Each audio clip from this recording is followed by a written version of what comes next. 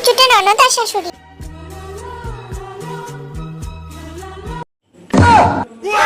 আরে মা, আপনি এত সেরেছেন কেন? কোথাও নিমন্ত্রণ আছে নাকি? আবার কি হলো তোমার? আবার এখানে এসে হাজির হলে কেন? জানি তো চলে আসবে, গান্দা শিখে শিখে সেরেছি যে একটু। কোথাও নিমন্ত্রণ আছে নাকি? নিমন্ত্রণ আছে, বিয়ে বাড়ি যাবো। কি বললে মা? বিয়ে বাড়ি যাবো? আমিও যাবো। আরে মা তুই? হ্যাঁ হ্যাঁ তুই যাবো তো। ওদের একজনকে নিতে পারবো আমি।